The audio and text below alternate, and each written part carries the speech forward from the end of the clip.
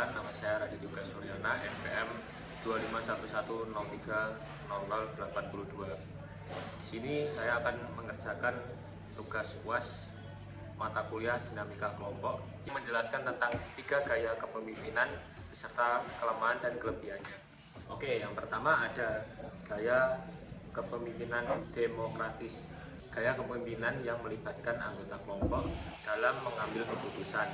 Pemimpin tidak hanya memberikan arahan, melainkan mendengarkan pendapat dan menerima masukan dari anggota kelompok. Gaya kepemimpinan demokratis ini memiliki kelebihan dan kekurangan. Yaitu yang pertama, untuk kelebihannya, yang pertama ada meningkatkan rasa memiliki anggota kelompok.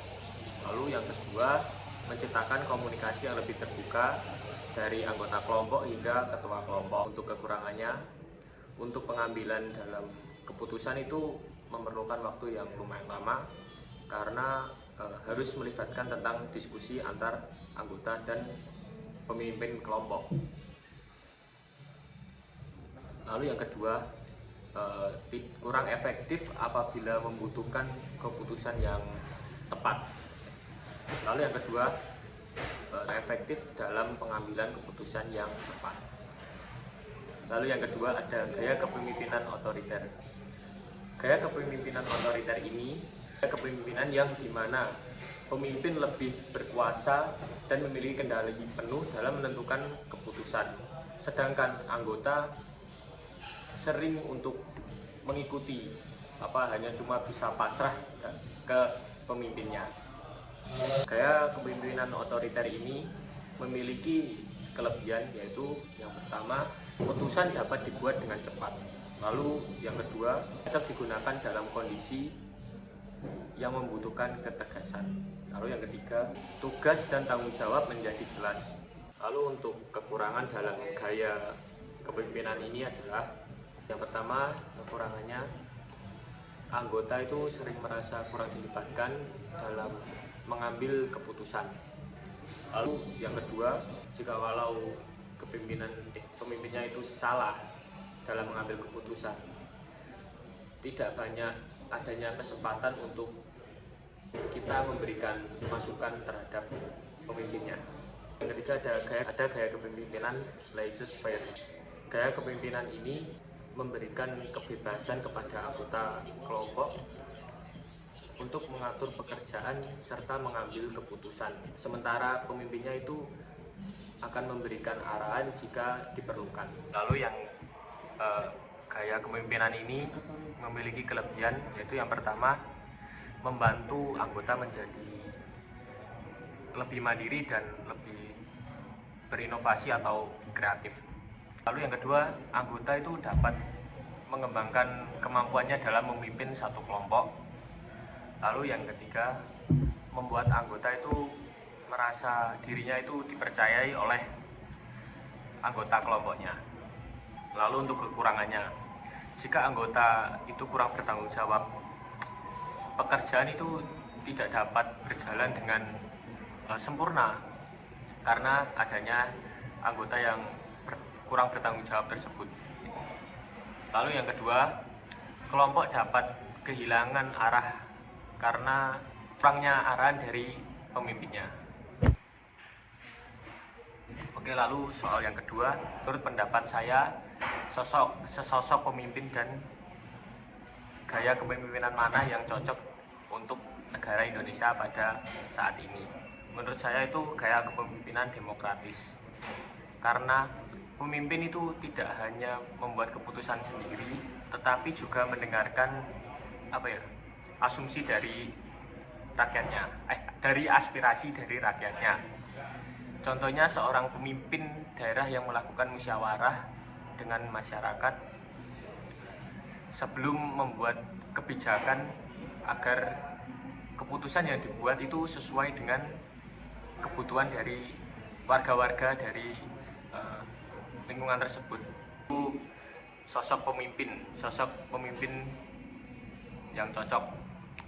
Menurut saya itu pemimpin yang dibutuhkan oleh rakyat Indonesia sekarang itu adalah pemimpin yang memiliki sikap jujur, bertanggung jawab, dan peduli terhadap masyarakat. Lalu yang mampu menerima kritik serta mampu mengambil keputusan dengan bijaksana. Di sini disclaimer dulu, bukannya Pak Prabowo itu kurang bijak dalam memilih keputusan ya Bu.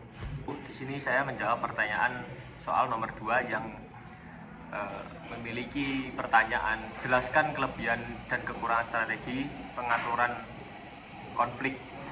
Di sini saya memilih 3 hewan, yaitu yang pertama ada burung hantu sebagai negosiasi, yang kedua ada rubah sebagai kompromi, lalu yang ketiga ada kura-kura. Kenapa saya memilih burung hantu? Yang pertama, burung hantu di sini berperan sebagai negosiasi. Strategi ini berusaha menyelesaikan konflik dengan mencari solusi yang menguntungkan kedua pihak melalui komunikasi dan kerjasama. Di sini burung hantu memiliki kelebihan, yaitu yang pertama, konflik dapat diselesaikan secara damai jika menggunakan negosiasi. Lalu yang kedua, hubungan antar pihak itu tetap terjaga. Untuk kekurangannya, yaitu yang pertama, membutuhkan waktu yang cukup lama. Lalu yang kedua, semua pihak itu harus memiliki kemauan untuk kita bekerja sama. Lalu yang kedua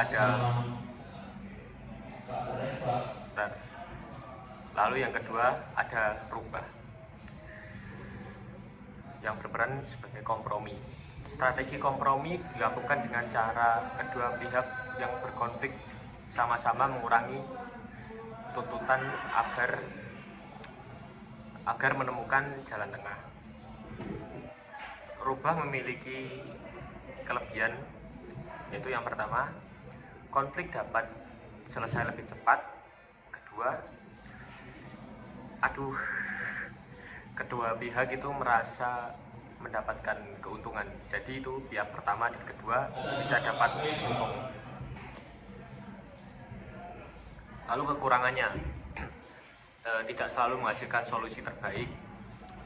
Kedua, salah satu pihak itu mungkin terasa kurang puas. Lalu yang ketiga ada kura-kura, penarikan.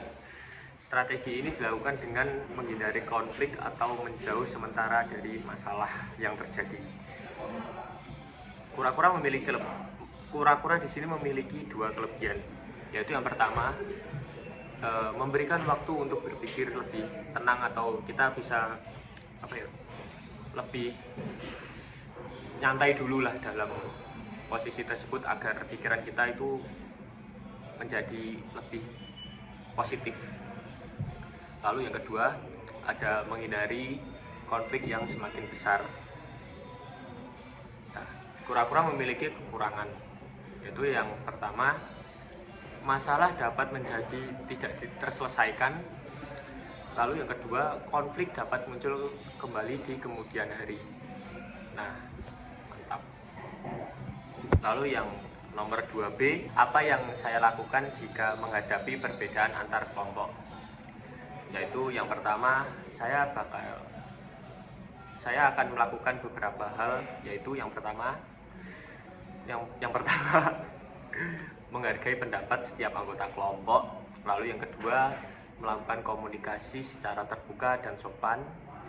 Lalu yang ketiga, tidak memaksakan orang lain untuk setuju dengan pendapat saya.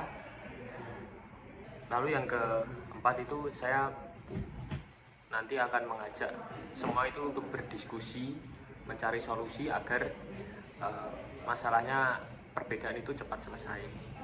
Sebagai calon guru BK, amin, saya juga perlu memiliki kemampuan memahami setiap karakter dan karakter setiap individu agar dapat membantu kelompok itu menciptakan hubungan yang harmonis. Yang ketiga,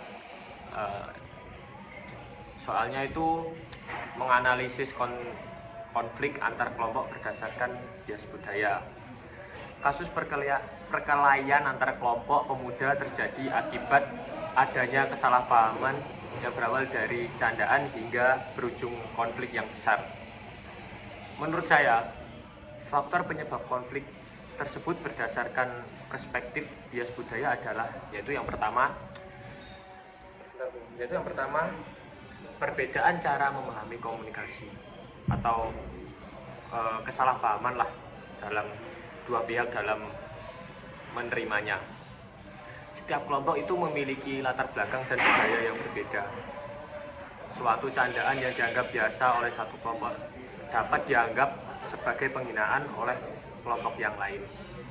Lalu yang kedua, adanya prasangka terhadap kelompok lain. Perasaan bahwa kelompok sendiri lebih baik dibanding kelompok lain itu dapat menyebabkan munculnya sikap negatif dan mudah tersinggung. Nah, ini biasanya sering terjadi jika kita itu berkelompok ya teman-teman, sama seperti di satu tim. Lalu yang ketiga, kurangnya pemahaman terhadap nilai budaya kelompok lain. Kurangnya pengetahuan mengenai kebiasaan, bahasa, dan cara berkomunikasi kita dalam berkelompok. Bahasa dan cara berkomunikasi kelompok lain dapat menyebabkan kesalahpahaman.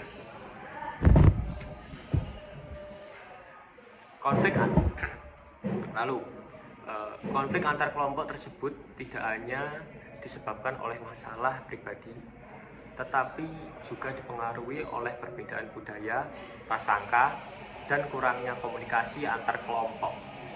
Oleh karena itu, diperlukan sikap toleransi, saling memahami, dan kemampuan menyelesaikan konflik secara damai agar hubungan antar kelompok itu tetap harmonis. Demikian hasil jawaban UAS saya, matkul dinamika kelompok. Saya di sini Radit Yoga Suryana mengucapkan terima kasih dan mohon maaf jika ada kurangnya dalam saya bertutur kata. Terima kasih. Wassalamualaikum warahmatullahi wabarakatuh.